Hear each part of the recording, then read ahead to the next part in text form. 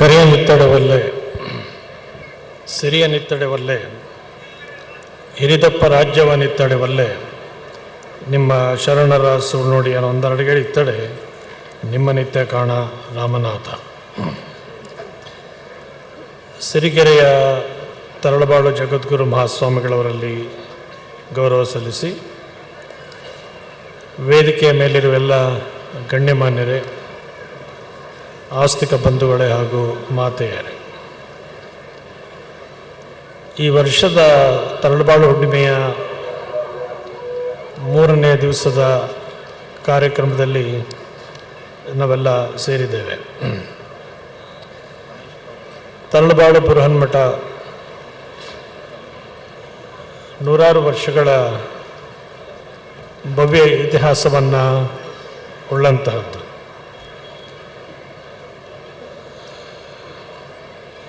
ಮರುಳಸಿದ್ಧ ಮಹಾಸ್ವಾಮಿಗಳವರಿಂದ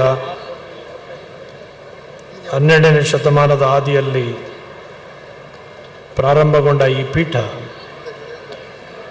9 ಶತಮಾನಗಳ ನಂತರ ಕೂಡ ಅದೇ ಮುಂದುವರಿಕೆಯ ಹಾದಿಯಲ್ಲಿ ಮಠದ ಧ್ಯೇಯೋದ್ದೇಶಗಳನ್ನು, ಆಶೋತ್ತರಗಳನ್ನು, ಸೇವಾ ಕಾರ್ಯಗಳನ್ನು, ಆಯಾ ದಿನಮಾನದ ಜನತೆಗೆ ಬೇಕಾಗುವಂತಹ ಜನ ಕಲ್ಯಾಣದ ಕಾರ್ಯಗಳನ್ನು ಮಾಡುತ್ತಾ ಮುಂದುವರೆದುಕೊಂಡು ಬಂದಿರತಕ್ಕಂತಹದ್ದು ಸರ್ವವಿದಿತವಾದಂತಹದ್ದು. ಹಿಂದಿನ ಪೂಜ್ಯರಾದ ಶ್ರೀ ಶಿವಕುಮಾರ ಮಹಾಸ್ವಾಮಿಗಳವರು ಸಿರಿಗೆರೆ ಮಠಕ್ಕೆ ಒಂದು ಭದ್ರ ಬುನಾದಿಯನ್ನು ಹಾಕಿ ಒಂದು ಮಠಕ್ಕೆ ಸ್ವಾಮಿಗಳಾದಂಥವರು ಸಮಾಜಮುಖಿಯಾಗಿ ಸಮಾಜವನ್ನು ಸಂಘಟಿಸುವಲ್ಲಿ, ಸಮಾಜದ ಜನರಿಗೆ ಆತ್ಮವಿಶ್ವಾಸವನ್ನು ಮೂಡಿಸುವಲ್ಲಿ ಹೇಗೆ ಒಂದು ಮಠ ಕೆಲಸ ಮಾಡಲಿಕ್ಕೆ ಸಾಧ್ಯ ಇದೆ ಅನ್ನೋದನ್ನು ಪ್ರತ್ಯಕ್ಷವಾಗಿ ತೋರಿಸ್ಕೊಟ್ಟಂಥ ಕೀರ್ತಿ ಶಿವಕುಮಾರ ಮಹಾಸ್ವಾಮಿಗಳವರಿಗೆ ಸಲ್ಲುವಂತಹದ್ದು. ಆ ಪರಂಪರೆಯನ್ನು ಮುಂದುವರಿಸಿಕೊಂಡು ಬಂದಿರುವಂತಹ ಪೂಜ್ಯ ಇಂದಿನ ಜಗದ್ಗುರುಗಳಾದ ಶಿವಮೂರ್ತಿ ಶಿವಾಚಾರ್ಯ ಮಹಾಸ್ವಾಮಿಗಳವರು, ಅವರು ಪೌರ್ವಾತ್ಯ ಮತ್ತು ಪಾಶ್ಚಿಮಾತ್ಯ ಎರಡೂ ದೇಶಗಳ ಸಂಸ್ಕೃತಿಯನ್ನು ಚೆನ್ನಾಗಿ ಬಲ್ಲಂಥವರು. ಸಂಸ್ಕೃತ, ಇಂಗ್ಲೀಷ್, ಕನ್ನಡ ಇತ್ಯಾದಿ ಬಹುಭಾಷೆಗಳಲ್ಲಿ ಪಾಂಡಿತ್ಯವನ್ನು ಹೊಂದಿರತಕ್ಕಂಥವರು ಮತ್ತು ಅವರ ಆಳವಾದ ಚಿಂತನೆ, ವೈಚಾರಿಕವಾದಂತಹ ಪ್ರಜ್ಞೆ ಮತ್ತು ಸಮಾಜವನ್ನು ಸರಿದೂಗಿಸಬೇಕಾದಂತಹ ಜವಾಬ್ದಾರಿ, ಇವುಗಳನ್ನೆಲ್ಲ ಅರ್ಥಕೊಂಡು ಸಮಾಜವನ್ನು ಅತ್ಯಂತ ಪ್ರಗತಿ ಪಥದತ್ತ ಮಠದ ಮೂಲಕವಾಗಿ ಮುನ್ನಡೆಸ್ಕೊಂಡು ಬಂದಿರತಕ್ಕಂತಹದ್ದು ಅಭಿಮಾನದ ಸಂಗತಿ. ಇಲ್ಲಿ ಮಾತನಾಡಿದಂತಹ 3 ಮಹನೀಯರು, ಸುರೇಶ್ ಅವರು, ಆಂಜನೇಯ ಅವರು ಮತ್ತು ನಾಯ್ಕ್ ಅವರು, ಪೂಜ್ಯರು ಈ ಭಾಗಕ್ಕೆ ನೀಡಿದಂತಹ ರೈತರಿಗೆ ಅಗತ್ಯವಾಗಿ ಬೇಕಾದಂತಹ ಸೌಲಭ್ಯಗಳನ್ನು ಕಲ್ಪಿಸುವಲ್ಲಿ ಅಂದು ಭಗೀರಥ ಮಾಡಿದಂತಹ ಪ್ರಯತ್ನದ ರೀತಿಯಲ್ಲಿ ಶ್ರೀಗಳ ಪ್ರಯತ್ನದಿಂದಾಗಿ ಈ ಭಾಗದಲ್ಲೆಲ್ಲ ಹೇಗೆ ಕೆರೆ ಕಟ್ಟೆಗಳು ತುಂಬಿ ತುಳುಕ್ತಾ ಇದೆ, ಅದರಿಂದ ರೈತರು ಹೇಗೆ ಸಂತೋಷವಾಗಿದೆ ಅಂತ ಮಾತುಗಳನ್ನು ಅತ್ಯಂತ ಕೃತಜ್ಞತೆಯಿಂದ ಸ್ಮರಿಸಿಕೊಂಡಿದ್ದಾರೆ. ಇದೀಗ ಮಾತನಾಡಿದಂತಹ ನಮ್ಮ ವಿಧಾನ ಪರಿಷತ್ತಿನ ಸಭಾಪತಿಗಳಾದಂತಹ ಶಂಕರಮೂರ್ತಿಯವರು, ಅವರಿಗೆ 86 ವರ್ಷ ವಯಸ್ಸು. ಆದರೆ ಉತ್ಸಾಹ ಎಷ್ಟಿತ್ತು ಅಂದರೆ 26 ವರ್ಷದ ಯುವಕ ಮಾತನಾಡಬಹುದಾದಷ್ಟು ಉತ್ಸಾಹದಿಂದ ಶಂಕರಮೂರ್ತಿಯವರು ಮಾತನಾಡಿದ್ದಾರೆ. ನಮ್ಮ ದೇಶವನ್ನು ಕಟ್ಟುವಂತಹ, ದೇಶದ ಸಂಸ್ಕೃತಿಯನ್ನು ಪ್ರತಿಬಿಂಬಿಸುವಂತಹ, ದೇಶ ಯಾವ್ಯಾವ ಕಾರಣಕ್ಕಾಗಿ ಹೇಗಿತ್ತೆ ಅಂತ ಅನ್ನೋದನ್ನು ಅವರೊಂದು ಮಾತು ಹೇಳಿದ್ರು. ಒಂದು ಕಾಲದಲ್ಲಿ ನಾವೆಲ್ಲ ಓದುವಾಗ ಅಂತಿದ್ರು, ತುಂಬ ಒಳ್ಳೆ ಮಾತು, after all we are Indians ಅಂತ ಹೇಳ್ತಿದ್ರು. ಏನೇ ಆದರೂ ಭಾರತೀಯರು ತಾನೇ ನಮ್ಮಿಂದೇನೂ ಸಾಧ್ಯ ಅಂತ. ಆದರೆ ನೀವು ಅವತ್ತೆಲ್ಲ ಹೆಮ್ಮೆಯಿಂದ ಹೇಳ್ಕೊಳ್ಬಾರ್ದು. We are proud to say we are Indians ಅನ್ನೋ ರೀತಿಯಲ್ಲಿ ನಮ್ಮ ದೇಶ ಸಮೃದ್ಧವಾಗಿ ಬೆಳೀತಾ ಇದೆ. ಇಡೀ ಜಗತ್ತಿನಲ್ಲಿ ಮಾನ್ಯತೆಯನ್ನು ನಮ್ಮ ದೇಶ ಬೆಳೆದುಕೊಂಡು, ಭಾರತ ದೇಶ ಯಾವುದೇ ದೇಶಕ್ಕೂ ಕಡಿಮೆ ಇಲ್ಲದ ಹಾಗೆ ತನ್ನ ಸಾರ್ವಭೌಮತ್ವವನ್ನು ಜಗತ್ತಿಗೆ ತೋರಿಸಿಕೊಡುವಂತಹ ಮುನ್ನಡೀತಾ ಇದೆ ಅಂತ ಅನ್ನೋದಕ್ಕೆ ಆ ದೇಶದ ಪ್ರಜೆಗಳು ನಾವು ಅಂತ ಅನ್ನೋದೆಲ್ಲ ಇವತ್ತು ಸಂತೋಷ ಪಡಬೇಕಾದಂಥ ಸಂಗತಿ. ಅಂಥ ಒಂದು ಕಾರ್ಯಕ್ರಮದಲ್ಲಿ ಸೇರಿದ್ದೇವೆ. ಇಲ್ಲಿಗೆ ಬರುವಾಗ ಹೇಳ್ತಾ ಇದ್ದರು, ಇದೊಂದು ದೊಡ್ಡ ಮೈದಾನ VASLಗೆ ಸೇರಿದಂತಹ ಜಾಗ. ಇದು ಕಸದ ತೊಟ್ಟಿಯಾಗಿತ್ತು. ತರಳಬಾಳು ಹುಣ್ಣಿಮೆಯಲ್ಲಿ ನಡಿಬೇಕು ಅಂತ ಪ್ರಕಟ ಆದ ನಂತರ ಇದೊಂದು ನಂದನವನದ ರೀತಿಯಲ್ಲಿ ಪರಿವರ್ತನೆ ಆಗಲಿಕ್ಕೆ ಸಿರಿಗೆರೆಯ ಜಗದ್ಗುರುಗಳು ಕಾರಣರು ಅಂತ ಮಾತನ್ನು ಹೇಳಿದ್ರು. ಮನುಷ್ಯ ಮನಸ್ಸು ಮಾಡಿದ್ರೆ ಕಸ ರಸ ಆಗ್ಬೋದು, ರಸ ಕಸ ಆಗ್ಬೋದು. ಅದು ಮನುಷ್ಯನ ಪ್ರಯತ್ನದ ಮುಂದೆ ಬೇರೆ ಯಾವುದೂ ಕೂಡ ಮನುಷ್ಯ ನಿರಂತರವಾಗಿ ಪ್ರಯತ್ನ ಜಡಿಸ್ಕೊಂಡ್ರೆ ದೇವರ ಕೃಪೆ ಸದಾ ಇರಲಿಕ್ಕೆ ಸಾಧ್ಯ ಆಗುತ್ತೆ. ಇವತ್ತು ಆ ಕಾರಣದಿಂದ ಇಲ್ಲಿ ಆ ಕಾರ್ಯಕ್ರಮಕ್ಕೆ ಇದೊಂದು ಸ್ಥಳಕ್ಕೆ ವಿಶೇಷವಾದ ಮಹತ್ವ ಬಂದಿದೆ. ಕಳೆದ ಕೆಲವು ವರ್ಷಗಳ ಹಿಂದೆ ಶಿವಮೊಗ್ಗದಲ್ಲಿ ಶಿವರಾತ್ರೀಶ್ವರರ ಜಯಂತಿ ನೆರವೇರಿದ ಸಂದರ್ಭದಲ್ಲಿ ಆ ಸೆರೆಮನೆಯ ವಾತಾವರಣದಲ್ಲಿ ಮೊದಲ ಬಾರಿಗೆ ಸಾರ್ವಜನಿಕ ಕಾರ್ಯಕ್ರಮ ನಡೀತು. ಯಡಿಯೂರಪ್ಪನವರ ಮುಖಂಡತ್ವದಲ್ಲಿ ಸೆರೆಮನೆ ಆದಾಗಿದ್ದದ್ದು ಗುರುಮನೆಯಾಗಿ ಪರಿವರ್ತನೆ ಆಯಿತು. ಇಡೀ ಸೆರೆಮನೆಯ ಮೈದಾನ ಇವತ್ತು ಅಲ್ಲಮಪ್ರಸುಗಳ ಹೆಸರಿನಲ್ಲಿ ಅಲ್ಲಿ ಇದೆ. ಹಾಗೆ ಇವತ್ತು ಇಲ್ಲಿ ಈ ಒಂದು VASLಗೆ ಸೇರಿದಂಥ ಜಾಗ ಧಾರ್ಮಿಕ ಕ್ಷೇತ್ರವಾಗಿ ಪರಿಣಮಿಸುವಂಥ ಅವಕಾಶ ಆಗಿದೆ. ಇಲ್ಲಿ VASL ಇದೆ. ಅದಕ್ಕೆ ಕಳೆದ 2 ವರ್ಷಗಳ ಹಿಂದೆ ಶತಮಾನೋತ್ಸವಕ್ಕೆ ಕಾರ್ಯಕ್ರಮಕ್ಕೆ ಬಂದದ್ದು ಇನ್ನೂ ಮನಸ್ಸಿನಲ್ಲಿ ಹೆಸರಾಗಿದೆ.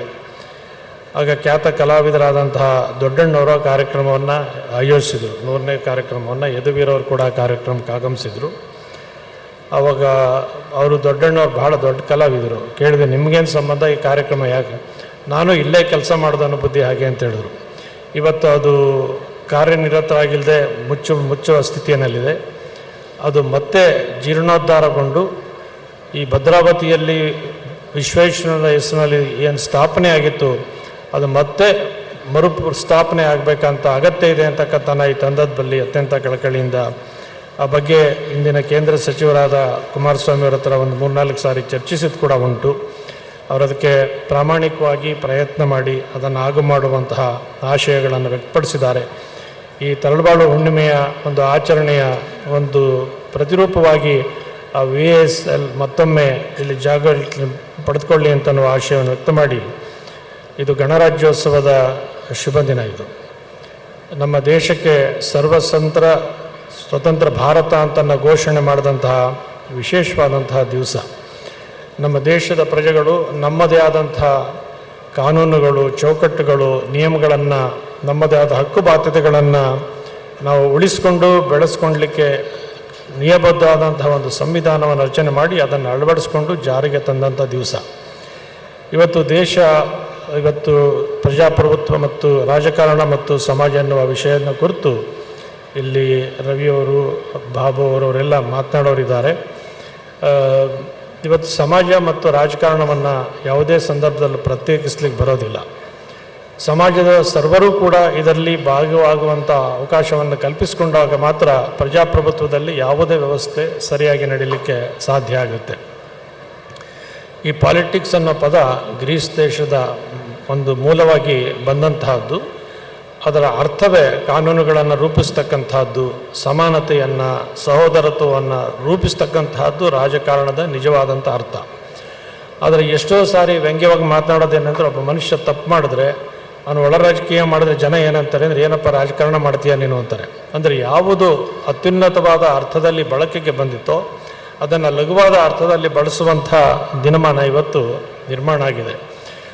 ಎಲ್ಲವೂ ಕೂಡ ಯಾರು ಜನರಿಂದ ಆಯ್ಕೆ ಆಗ್ತಾರೆ ಅವರು ಜವಾಬ್ದಾರಿ ಅಂತನ್ನುವಂತಹ ಜವಾಬ್ದಾರಿಯನ್ನು ಕೊಟ್ಟರೆ ಪ್ರಜಾಪ್ರಭುತ್ವ ಯಾವತ್ತೂ ಸುಸ್ಥಿರವಾಗಿರಲಿಕ್ಕೆ ಸಾಧ್ಯ ಇಲ್ಲ. ಪ್ರಜಾಪ್ರಭುತ್ವದಲ್ಲಿ ದೇಶದ ಪ್ರತಿಯೊಬ್ಬ ಪ್ರಜೆಯೂ ಕೂಡ ಅದರಲ್ಲಿ ಭಾಗಿಯಾದಾಗ ಮಾತ್ರ ಪ್ರಜಾಪ್ರಭುತ್ವ ಯಶಸ್ವಿಯಾಗಿ ನಡೀಲಿಕ್ಕೆ ಸಾಧ್ಯ ಆಗುತ್ತೆ.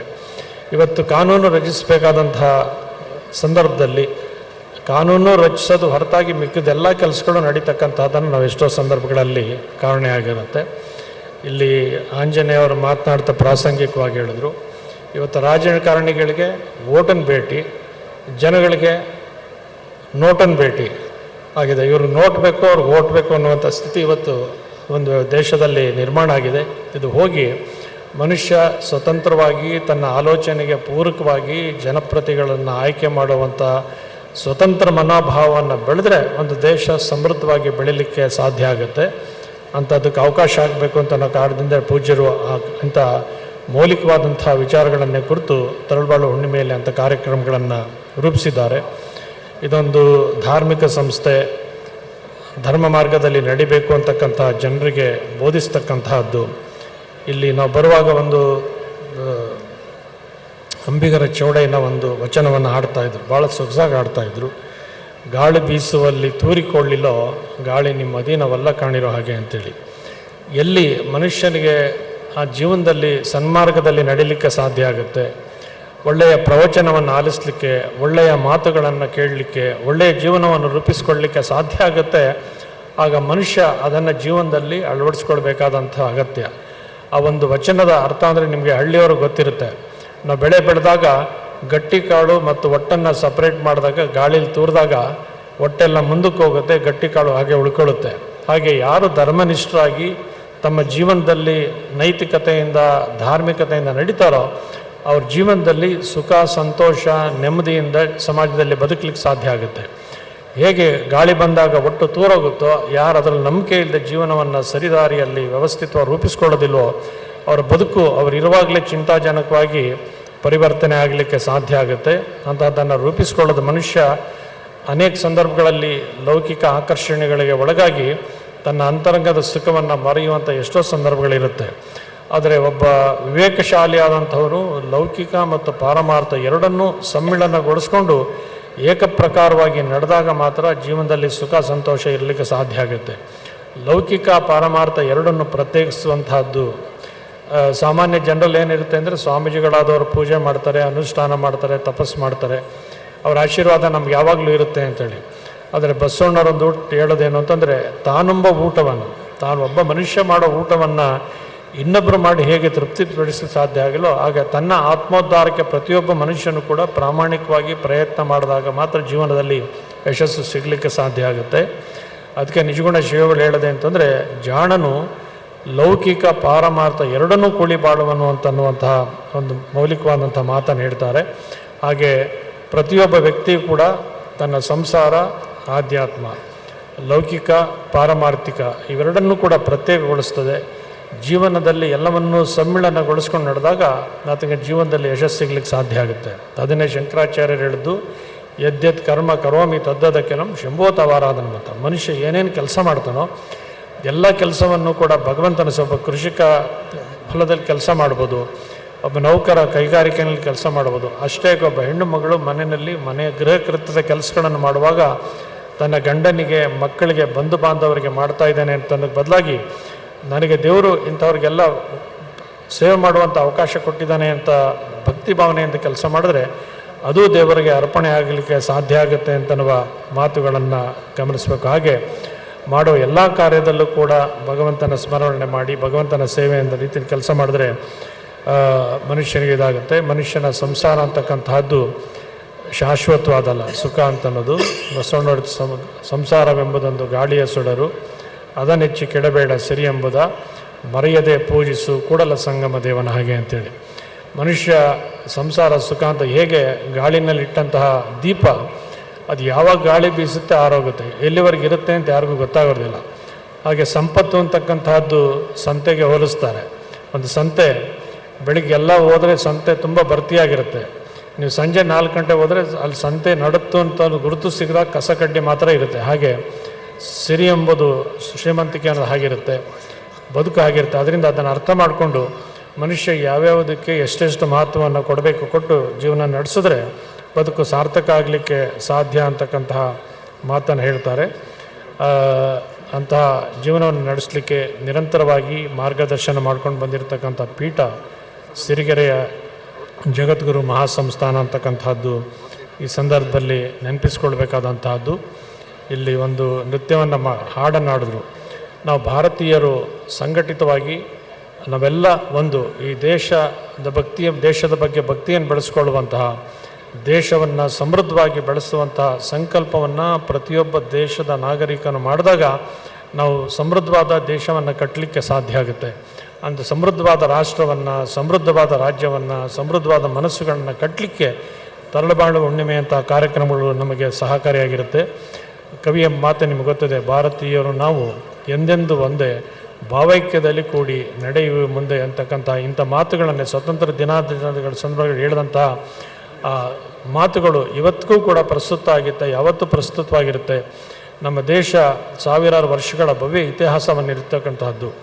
ಗ್ರೀಕ್ ದೇಶಕ್ಕೂ ಮೊದಲೇ ಅನೇಕ ತಾತ್ವಿಕ ಸಂಗತಿಗಳನ್ನು ಜಗತ್ತಿಗೆ ಕೊಟ್ಟಂಥ ಕೀರ್ತಿ ಭಾರತ ದೇಶಕ್ಕೆ ಸಲ್ಲುವಂತಹದ್ದು.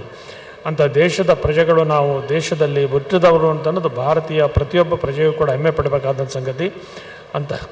ಅಂತಹ ಒಂದು ರಾಷ್ಟ್ರೀಯ ಪ್ರಜ್ಞೆಯನ್ನು ಮೂಡಿಸುವಂತಹ ಸಮಾನತೆ, ವಿಶ್ವಭಾತೃತ್ವ, ಜಾತಿ ಮತಗಳನ್ನೆಲ್ಲ ಹೋಗಲಾಡಿಸಿ ಸಮಾನತೆಯನ್ನು ಸಂದೇಶವನ್ನು ಸಾರುವಂತಹ ಕಾರ್ಯಕ್ರಮ ತರಳಬಾಳು ಹುಣ್ಣಿಮೆಯಾಗಿದೆ.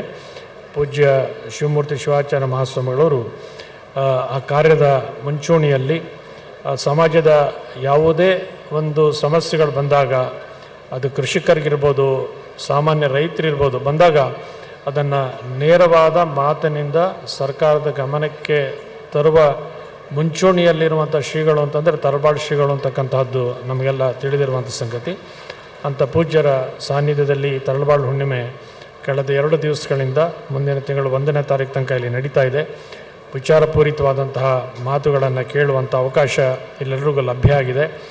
ಈ ಕಾರ್ಯಕ್ರಮದಲ್ಲಿ ಇನ್ನೂ ಅನೇಕ ಜನ ಮಹನೀಯರು, ಶಂಕರಮೂರ್ತಿಯವರು, ಕೋಟ ಶ್ರೀನಿವಾಸ ಪೂಜೆ ಅವರು ಬಂದಿದ್ದಾರೆ, ಸಚಿವರಾಗಿದ್ದಂಥವರು, ಈಗ ಸಂಸದರಾಗಿರ್ತಕ್ಕಂಥವರು, ಇನ್ನು ಶಾಸಕರಿದ್ದಾರೆ, ಬಸವರಾಜಪ್ಪನವರು, ಸಂಘದ ಅಧ್ಯಕ್ಷರಿದ್ದಾರೆ, ಇದೀಗ ನಮ್ಮ